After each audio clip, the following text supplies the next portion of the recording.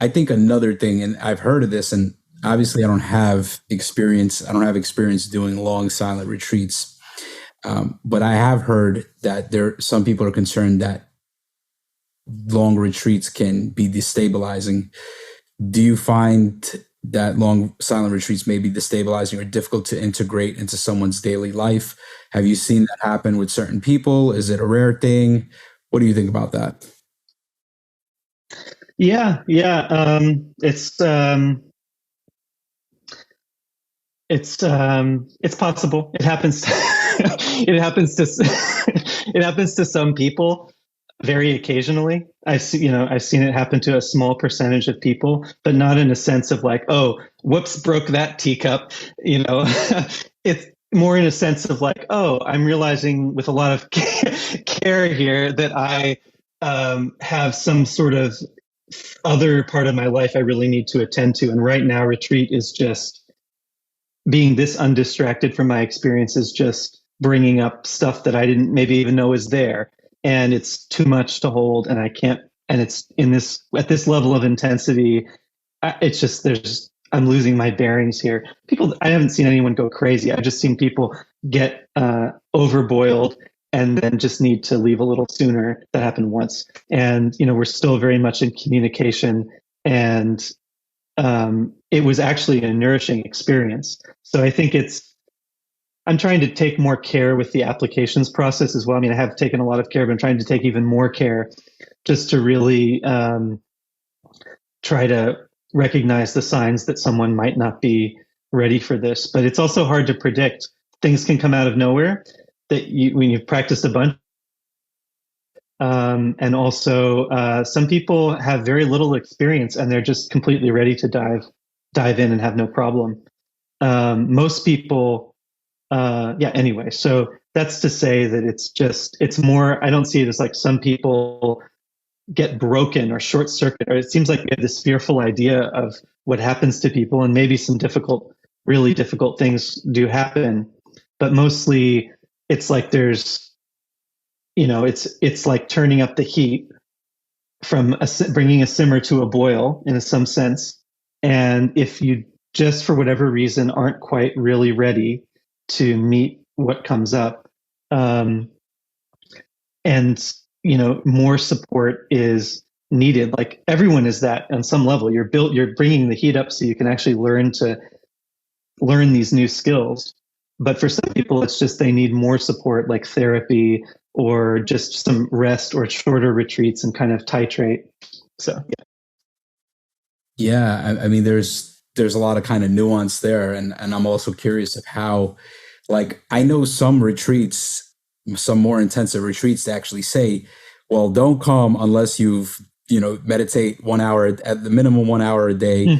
every day, or you Mm, have so and so experience before, yes. right? So Yes. I'm wondering how you think about like vetting. Is it just kind of trusting what the other person is, what's coming up for them? Like, oh yeah, I haven't meditated a lot, but I just feel so committed and ready. Like, Yeah. what are some of the things that you're using in this vet? And you are saying that you do want to kind of get even more like better with vetting and really thinking about this. So I'm just curious how you're thinking about it. Yeah. I mean, pretty simple. Like, I think it some centers that I'm most familiar with, the standard is pretty much you send in an application and with a teacher recommendation, and there are some basic requirements for how much retreat you've sat. But I actually do a fair amount more than that. Like often I'll have an exploratory call with people before they apply, but that's an option. Then they apply, and then I have another call with them, sometimes with a past retreatant there as well, just so they have someone else to talk to. And then, yeah, just really think about it. And it's kind of it's a small group, so it's like assembling a cast for a play or something more like. And then I really ask people to make a clear commitment about attending, because they really like it's a cast of a play, or it's like coming on a ship or something, just emotionally, but also logistically. That's the person who's going to be making the fire out of a group of seven or something. That's the ones who's going to be making the fire or making breakfast. So I also didn't mention, but we run all on Dana or donation basis. So I think that field of Dana and of Dharma and Dana generosity is a really nourishing field. It's like people are coming, in a sense, into a family more so than into an institution. Um, into a, or into, maybe family is too loaded of a word, but into a, um, into a warm-hearted small community of actual adult relationships. Um, yeah. Yeah, man. Just hearing you talk about this and the presence that you bring, like I'm so intrigued about this, and I've been wanting to do go on retreat, and I've had a couple of short retreats. Nothing long, nothing like 10 days of silence. I've never had that, and just it's been so hectic in my life, and it's just I imagine that sometimes in the near future I will get a 10 day, the ability to do a 10 day, not quite a 3 month, but it's definitely there's something intriguing about having that much stillness and silence and just coming somewhere for 3 months and just focusing on that because as Yes. much as meditation is it's a big thing for me and I've had a committed practice for 8 years and it's become more I've become more serious about it in a sense, more committed to it in the last couple of years. But yeah, there's still so much other things going on constantly. Yes. So Yes. I imagine that there's just something special that happens in such a prolonged period. Um, There is. Yeah. I mean, yeah, it's the main thing that comes to mind as you're talking is just this appreciate in many of your questions. Also, what I've been thinking and feeling is actually just this appreciation for your life and appreciation for so-called householder life. And really, I think you have a lot of that appreciation, it sounds like. And yeah, but then you're pointing to this other thing too, which is true, which is it's not to cling to the silence and stillness of a long retreat, but also just the other day I was driving along or something, and I was thinking about this last 3 month retreat that I sat for myself at IMS just this past fall, and there were a lot of moments on that retreat. It was when I was I was just aware of this, but I was kind of thinking like, I don't know if this is the most appropriate setting for me right now. I don't know that I'm. This is a long time and I'm actually walking back and forth in the basement for hours on end between meals here and just like I kind of it's like what was coming up in my mind is like I get it like, and now walking back and forth walking oh time for this now sleep now rest and there were moments when I had that also moments when it was wonderful and whatnot but what I thought about recently was realizing that that whole retreat had been deeply valuable to me, even though there was part of my mind that thought, I get it. I get, yeah, I could be anywhere. I don't need to be walking back and forth in the basement. That there was something that happened on some level that actually made my understanding and expression clearer. And it's why there's always just something in my being or something in my heart. I remember when I met Joseph Goldstein has been a mentor of mine, and one of the first conversations we had years ago in a mentor capacity, when I was asking him about more like learning how to teach effectively, he talked about he said a lot of teachers give up their own practice, and I thought that's an interesting thing to say because it's if what makes them a teacher is actually finding their practice, right? I didn't say that because I was too shy, but he said that he thought what had really benefited him and he'd seen benefit other people even after basically some degree of awakening is to continue to weave in formal practice. And I think he's both taught a 3 month retreat and or sat a 3 month retreat most years for like 40 years or something.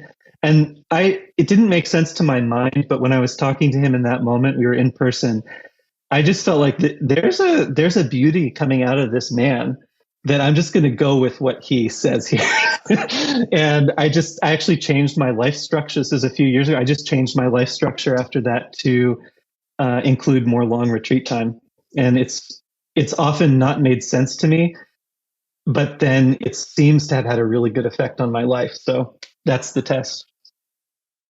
yeah, what I'm also curious about is I mean, it seems right. It seems like going and doing a silent retreat for 3 months, you're gonna crank up the knob, and you're potentially gonna open yourself up to go deeper and get deeper insights.